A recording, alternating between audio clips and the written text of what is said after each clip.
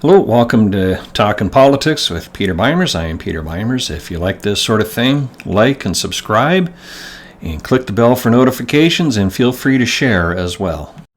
This week I got to talk about the political left and the hypocrisy that they've been showing over this past week.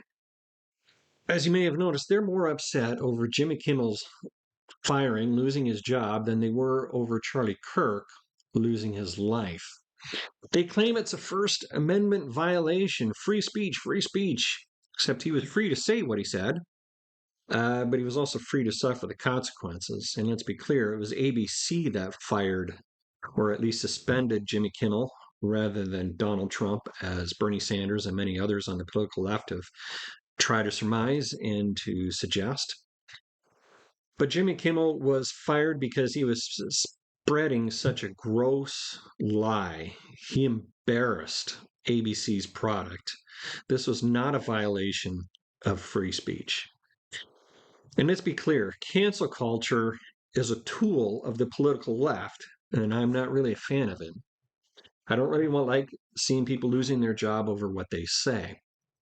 People are generally canceled, lose their job by leftist political pressure because of three reasons. One, they speak the truth. Two, they're not pushing the woke narrative, such as men can be pregnant.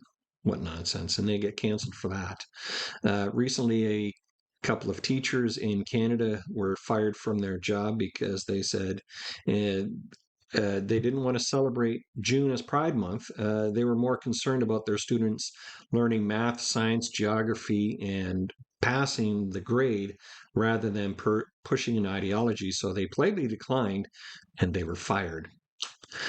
They were canceled. Or three, most often people are canceled for offending someone or some group.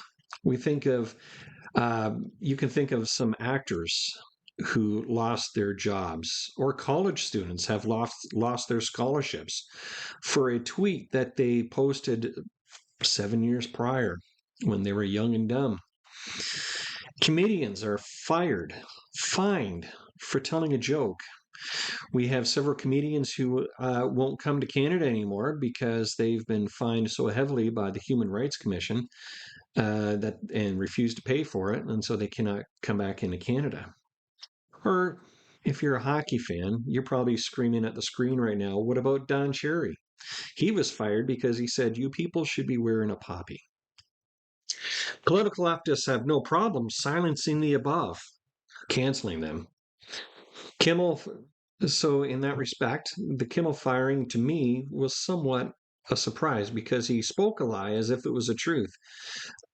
And I'm not even going to repeat that lie here. You can look it up yourself if you don't want it is. And the political left kind of basks in pushing their narrative, pushing a lie as if it is truth. So that's why it was kind of a surprise that Jimmy Kimmel was fired by ABC. But as I said before, it was so gross, such a big lie that it couldn't be ignored. ABC had no choice but to suspend him and let him go. However, political leftists have no qualms about violating people's freedom of speech when it came during the COVID years of 2020, 21, 22, and so on. Countless doctors and nurses up the road in Kitchener and other hospitals lost their jobs because they questioned how to treat COVID, or they questioned of how serious it actually was, or even more so, questioned the use of the mRNA so-called vaccine. How many others lost their jobs because of the same? They wouldn't take this so-called experimental drug that was going to save the world and so-called stop the spread, which it did not do, obviously. They decided to speak the truth in the face of what was being observed by the naked eye. The propaganda machine was running quick, and they ran even quicker to silence and squash anybody who had a dissenting voice, especially against mRNA. Now, I want to close by asking and answering this question to you. You know who else lost their job during the COVID years? because they dared speak out against the mRNA vaccine. Somebody who had a job for 20 years in the same field. Somebody who said, no, I'm not going to take this experimental drug.